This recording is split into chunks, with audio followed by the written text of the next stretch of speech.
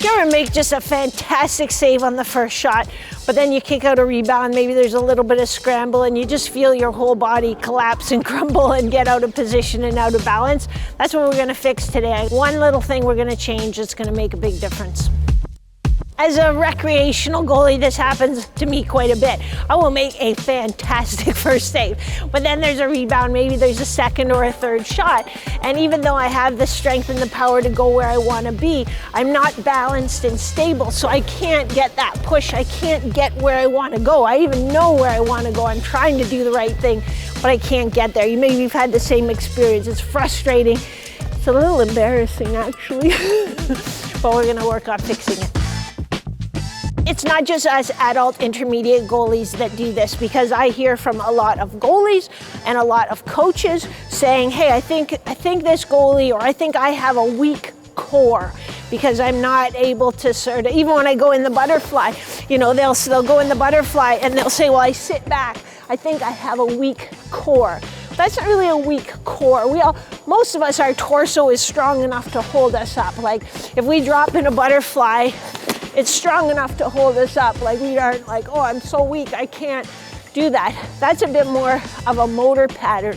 When you're moving dynamically, sometimes it's just you're getting off balance, but a lot of times the reason you're getting off balance isn't your torso, it's not your core, it's your hip. So when you go, especially if you're just kind of figuring out, like a lot of adult goalies who are just trying to learn how to butterfly, they'll say, I think I have a weak core because I can't butterfly push. When I try to butterfly push, I kind of end up, you know, losing my balance and falling over. And it's, again, not your torso's fault, it's your hip's fault. So if this hip doesn't stay solid, if it kind of gives when you try to push, you're going to lose your balance. You're going to get your mass outside your base of support. So what I want you to think about when you get on the ice is kind of squeezing that glute and then giving a push. And you'll see when that stays stacked, then you're nice and balanced. Don't get me wrong, a strong torso, a strong core is really important, but we need that torso and those hips to work together so that everything's moving where you want it to go. You lead with your head and your hands, and your torso and your hips go right along with it. Let's head back into the lab and I'm gonna give you some exercises that will help fix that problem, lickety-split. There are so many things that we could do to improve this lateral hip stability. I'm going to give you just two, and the reason I picked these two is because they're ones that are staples in almost every goalie program I design at certain phases of the season. Whether it's a recreational goalie who just wants to get better or a goalie that's already playing at an elite level, when I add these exercises in, they start making more saves and they make saves easier. So that's why I'm going to share it with you. The first one is super simple. It's single knee balance. So we're all pretty good at balancing on one foot, but as a goalie, anytime we're moving from our butterfly, it requires single knee balance. So we can't use our ankle and our knee to help. We have to just rely on our hip and what's going on. We're not even getting the input from our feet to tell us what's going on. We're gonna start just in a half kneeling position. So this foot forward, this knee down. Some people make the mistake of trying to do it from here with kind of both knees pointing down. Bring this knee up, get nice and tall in your torso, brace with your abdominals a little bit, and then just pick up that front foot and hold your balance. Ideally, you want to be able to do it with your hands staying on your hips, but when you start off, because you haven't done it before, your arms are going to be going and you'll be swimming around. It's okay to start, but just know, hey, we want to get to this point where we're really nice and quiet. We're making fine control adjustments, not big, huge movements like that. A good starting point is getting to be able to do that for 45 to 60 seconds with your hands on your hips and no big adjustments. The next one we're gonna do is actually challenging those lateral stabilizers to hold you still, to hold you over that hip as you push when you're on the ice.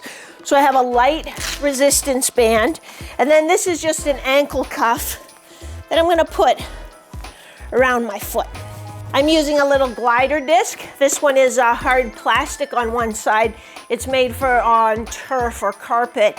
You can get other ones that are a little more fabric-y for using on hardwood or linoleum or that, you know, a smooth surface. But we're gonna get nice and tall in our torso. We're not gonna sit down, stay up over that hip, brace a little bit with our abdominals again, and then just pushing straight out to the side, but staying tall. So not teeter-tottering as we go side to side. That's gonna throw us off balance like we talked about on the ice, but just getting that push and having this hip stay nice and stable. As that gets more comfortable for you, you can move out a little further, put a little more resistance into it. But we would do 8 to 12 repetitions there as part of your off-ice training. And those are 2 that I would start with in the gym to complement what you're already doing for off-ice. So those exercises are great and all, and they'll start helping you solve that problem, but they're a very small piece of the puzzle. So it's about working the stabilizers. It's about making sure you have the mobility that you need and that you own every inch of your range of motion. Then it's about building functional strength in your big muscles. Then it's making sure you've got the right nutrition, the right kind of mental strength. That's what the Turning Pro engine is all about. Putting all those pieces together, working together step by step to get you there. If you want to learn more about it, check out the link in the description below, or just drop a comment or send me a DM on Instagram at Goalie Training. We can always hop on a Zoom call and have a conversation about what it is exactly that you need to get yourself to the next level. So let's get after some of those second, third, fourth, fifth, fifth save coming from your own defenseman. Let's start making more of those. I love you guys. I'll catch you next week. Same bad time, same bad channel.